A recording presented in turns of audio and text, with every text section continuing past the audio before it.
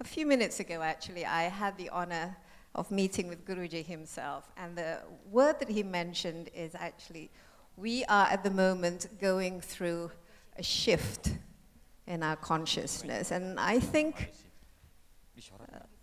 if we talk about the social media and how our voices matter, I do believe that the social media is actually that tool, the catalyst that enables our shift in consciousness by allowing everybody on this planet, or 7 billion people, potentially to be able to have a say in everything, not just sharing, you know, what you're eating for breakfast, but opinions, thoughts, ideas, is not only incredibly empowering, but it is doing something to the way we're going, to how we are, all of us here on this planet, contributing, changing, and influencing the world. Although there is a caveat. A tool like a knife, it's a double-sided. You can use it for good things, but unfortunately in the wrong hands, you can also use it for bad things. Now, let me focus more on Indonesia, the landscape of the social media in Indonesia. And I'm happy to inform you, actually last week, actually a few days ago, the CEO of Twitter, his name is Dick Costello, actually visited Indonesia to open the Jakarta, an office in Indonesia, in Jakarta, in Jogja, and in Surabaya. Why? Because Indonesia is very much, I think Sophia mentioned earlier about Jakarta being the capital of Twitter. Indonesia is a very rapid adopter of the social media. Facebook was founded in 2004, and Twitter in 2006. And very, very quickly, Indonesia became the 4th largest user of Facebook and the 5th largest user on Facebook. And in terms of numbers, Twitter, in terms of number, every day 500 million tweets, and I'm talking about 500 million tweets per day, are generated from all over the world. And quite a big chunk of it comes from Indonesia, Jakarta being one of the most prolific users. I think around 50 million Indonesians are active Twitter users. Now, when we talk about the butterfly effect, it's more like the tsunami effect. I can recall 3 instances that I would like to share with you that actually shows how our voice does matter. Now, the first one is back in 2009, this is only 5 years after Facebook was launched, a woman called Prita Mulyasari, just an ordinary housewife living in Jakarta, she was diagnosed at a hospital, and it was quite a new hospital. It was a very big, fancy hospital, which I shall not name, but anyway, she was not very happy about her treatment. And so she wrote an email to her friend. And in the email, she just said, you know, I didn't think they treated me well, and I think it was a misdiagnosis, and basically she was not happy with how she was diagnosed and treated at the hospital. And this email somehow got leaked and got into the hands of the hospital. And do you know what they did? They sued her. They sued her for defamation. And they actually took her to court. And, you know, they said this is, you know, it's bad for our image and it's wrong and da-da-da-da-da. And they sued her for $20,000. And $20,000 is a lot of money, I mean, especially with the exchange rate. And she didn't have that kind of money. But what happened was people in the social media got wind of this case. They see it as this huge sort of institution bullying this poor woman. And the court actually said that she was guilty, and they fined her $20,000. So the Facebook and Twitter started, these are the individuals with no thoughts other than their feeling, sort of empathy for the plight of this woman, plus also a criticism on the kind of justice that Indonesia often dispenses. Thinking that this is crazy. So they started a campaign called Coin for Prita.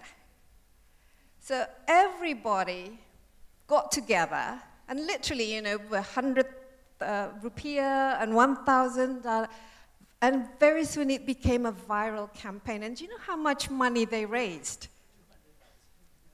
Literally, in a few weeks, $60,000 from Coin, and they said, like, here.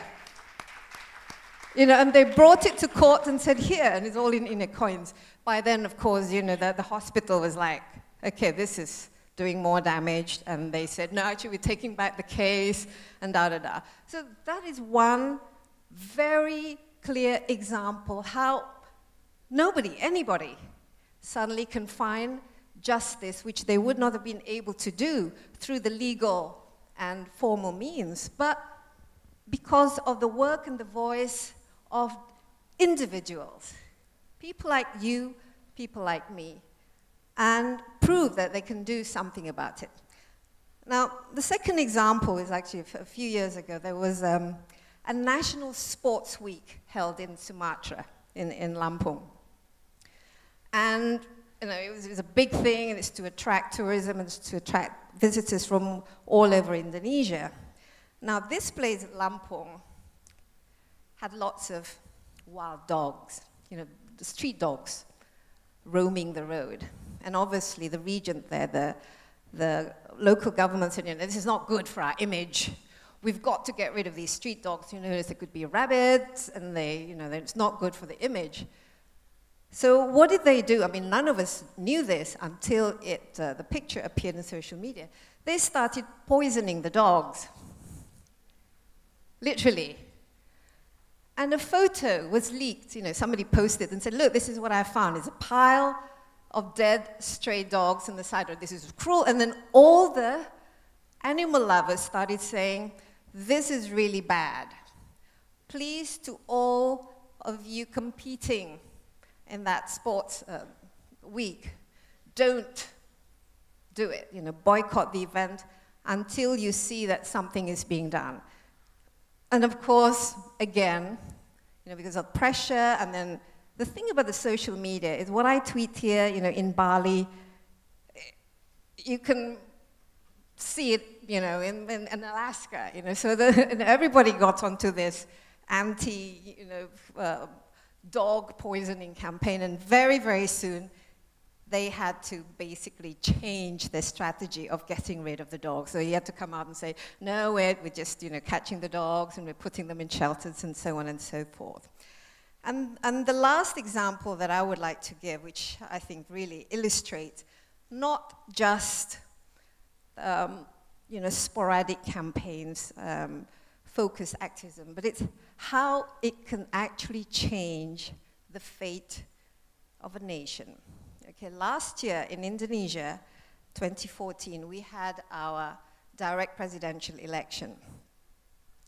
And even Twitter itself calls 2014 Indonesia's first Twitter election. So I don't know whether you follow what's happening in Indonesia, but we have, for the first time, only two candidates. Number one and number two. And the country was actually split bang in the middle for number one and pro number two. Now, number one had all the political, very sophisticated campaign and, you know, all the political machinery that they put together because of very good financial backing. The campaign strategists imported from the United States, you know, and everything was completely organized, and it showed. The voting was skewed to number one.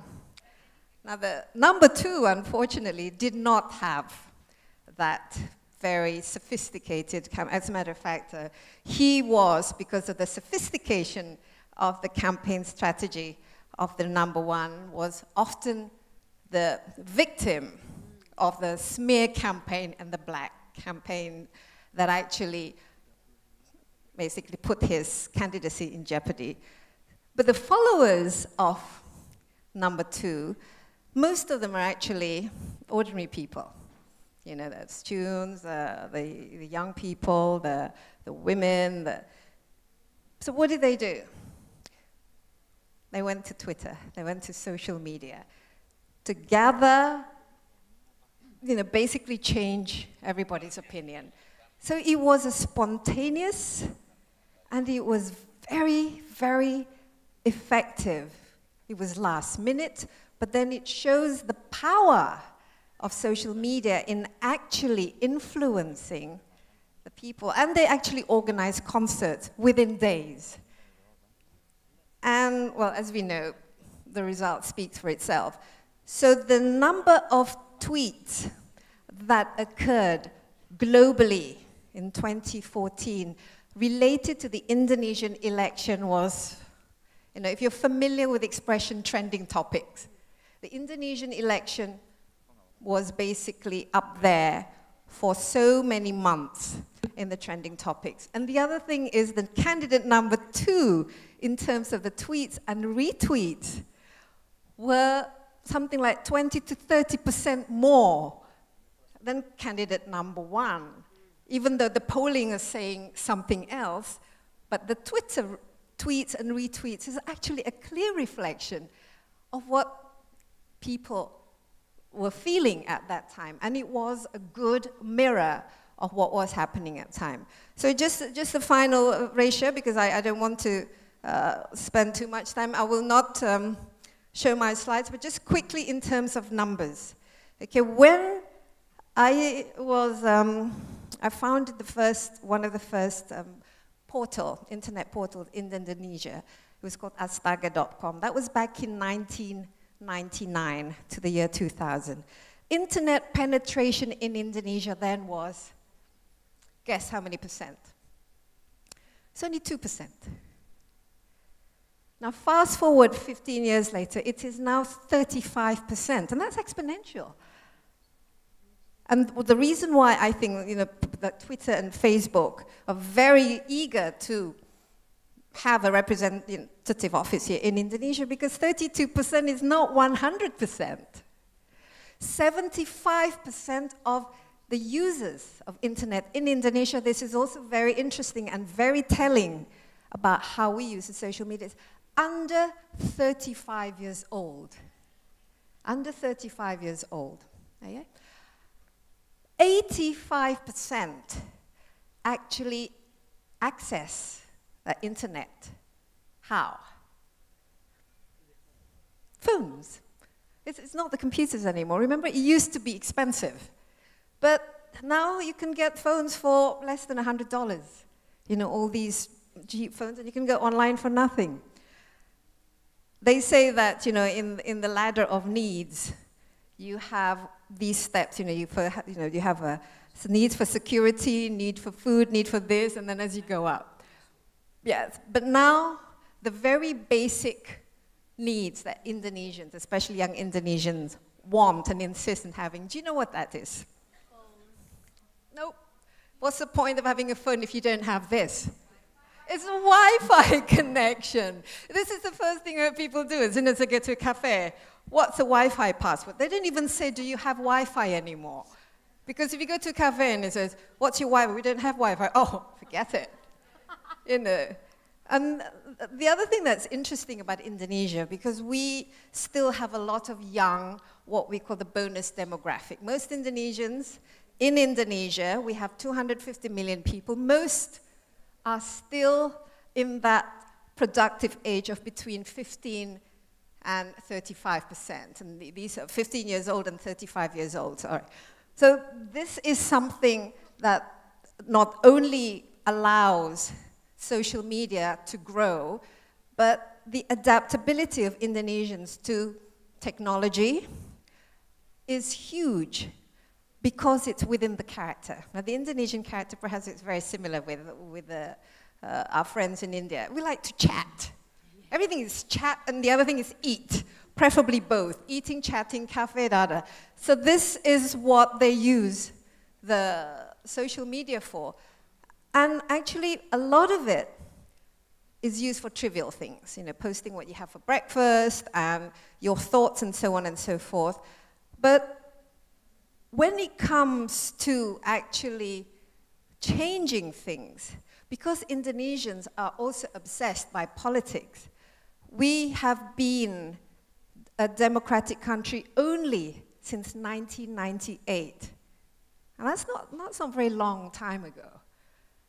But we are enjoying the most, we're the freest in terms of having the freedom of expression in this region compared to our neighbors, for example, in Malaysia and in Singapore. And that allows for this incredible use of the social media because there isn't that fear of, oh, if you do this, you will, you know, the Sedition Act will put you in jail. Although there are things like that happening, but it's a lot less. And the other thing is the social media, it has been proven to be a very effective tool for political, getting political traction. That's why, you know, when owning the media, whether it's television, radio, newspaper, plus having all these social media platforms, is something that, you know, people feel, especially if you have political interest, you have to be out there. You have to be tweeting. And this is, we've seen this with our former president, you know, Susilo Bambang, you don't know, he was an avid Twitter user, and you can still find him tweeting about his thoughts and his opinions. So I guess, Raisha, I'll start off with that. And again, let's have a good discussion, and I'm interested to know what my colleagues from India have to say about social media in India. Thank you very much. Thank you so much.